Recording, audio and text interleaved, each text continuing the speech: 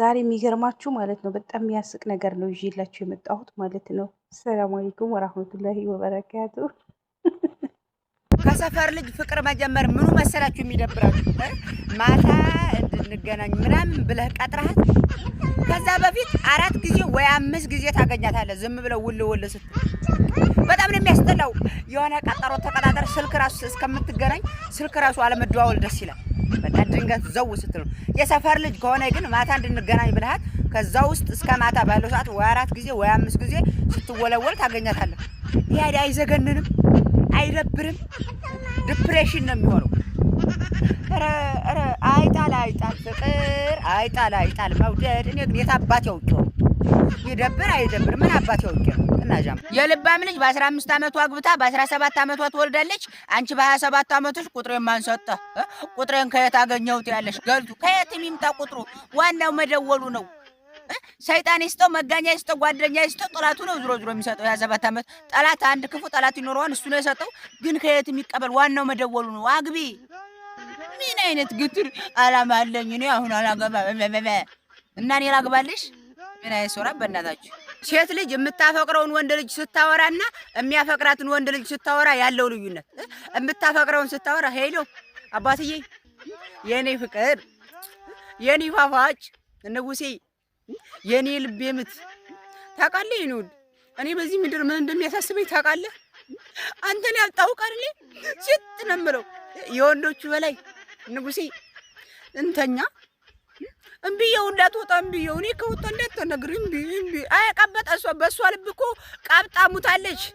እምቢ እንዳትወጣ፣ አንተም ዝም ብለህ ተኛ፣ እኔም በዚህ ነው የምትኛው። እምቢየው የኔ የወንዶቹ በላይሽ ላይ ሆለታ ይስፈርብሽና እንዲህ ብላ ተቅለሸለሻለች። አንዱ መናጢ እሷን ያፈቀረ ሲደውል ሄሎ የኔ ውድ ወዬ ደህና ነሽ? ደህና እንዴት ነሽልኝማ? አለሁ። እንዴት ነህ? ጠፋህ? አረ ምንም አትፈልግኝም እንዴ? ማለት ከተመቸህ ትደውላለህ። እኔ እኮ አልተመቸህም ብዬ ነው።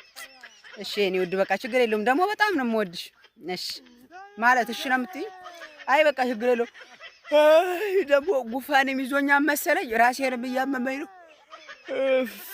መዳሜም ዝም ብላ ስራ። በቃ ችግር የለውም እንደዋወላለን ውዴ። እሺ ቻው በቃ ዲብ ወስዳ። እኔ እኮ መከራችን እኛ ማፍቀር እኮ አጣን። እነሱ ሲያፈቅሩ የኔ ንጉስ አባትዬ፣ የኔ ፋፋጭ፣ የኔ ምናምን፣ እኛ ስናፈቅር ጀኖሳይድ ይፈጸምብናል። እንዴ ተዋ አልበዛም እንዴ? ስደት ያለ ነው እዚሁ እንጋባለን። ኢትዮጵያ ያላችሁ ደግሞ እዛው ራሳችሁ እንችላችሁ ተጋቡ። እውነቴን ነው። እኔ እኮ አሁን ሳስበው እኛ እዚህ እንለፋለን፣ እዛ እነሱ ተኝተው ይጠብቁንና ከዛ አያፍሩም። እጃቸውንም እግራቸውንም ዘርግተው ያገቡና ቅመሞችም እዚሁ ለፍተው ማዲያት አውጥተው ጥረው ግረው ጠቆር ሆነው ሄደው እዛ ወንዱ ቁጭ ወይ ጠብቃታል፣ ይጋባሉ። ከዛ የኛን ብር ያባሉናል። አያፍሩም። ኖ አያዋጣም። እዚህ እኛ የምንሰራው እርስ በርስ እንጋባለን፣ እንደምንም ተስማምተን እዛ የምተኙትን ተጋቡም ተኙም አይመለከተንም። እዛው እንዴ አያዋጣም። ፍትሃዊ አይደለም። እውነቴን ነው። ምክንያቱም ስቃይን የሚያቃጥ እዚሁ የሚሰቃይ ያለ ሰው ስለሆነ ገንዘቡ እንደው ብንበላ እንኳ እሷ የኔን ብር ብበላ እኔ የእሷን ብር ብበላ እንኳ በምን አይነት ስቃይ እንደሚመጣ አውቀዋለሁ፣ ታውቀዋለች። እዛ ግን ተቃራኒ ሰው ጋር ከሆነ ግን አታውቁትም። እዚህ ከቅጠል እንደዚህ ቅንጥስ አድርጌ በያረቡ ግቢ ያመጣው ስለሚመስላችሁ አያዋጣም። ቅመሟም እዛ እንደዛ ስለሚመስላችሁ አረቦቹ ዝም ብለው ሲወጡ 20 ብር ሲገቡ 50 ብር ወደ ሽንት ቤት ሲሄዱ 100 ብር ጣል እያረጉ የሚሰጧችሁ ስለሚመስላችሁ አይቻልም። ወደ ኢትዮጵያ አያገቡም። እዚሁ እንግባባታለን። እንትን ቢያቋርጥ እንኳን እያስመጣን ወዲሁ እናገባለን እንጂ ኢትዮጵያ ያለ ማያዋጣ እና አይታችሁ ስጨርሱ ደግሞ ሀሳብ አስተያየታችሁን ኮሜንት ላይ አስቀምጡልኝ እስኪ። እውነቱ እኮ ነው፣ ግን የተናገረው እኮ ወላሂ እውነቱ ነው። ለምን እንደሆነ ታውቃላችሁ?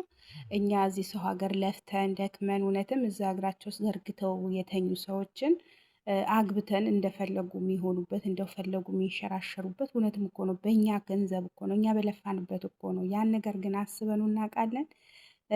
ወይም ደግሞ አሁን ይህ ልጅ የተናገረው ግን እውነት አይደለም። ወላሂ እዚህ እርስ በራሳችን እንጋባለን፣ እዛው ራሳችሁ ቻሉ፣ እርስ በራሳችሁ ተጋቡ።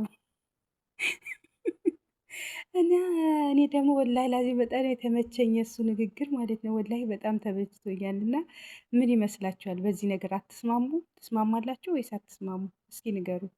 ብትስማሙ ይሻላችኋል የምር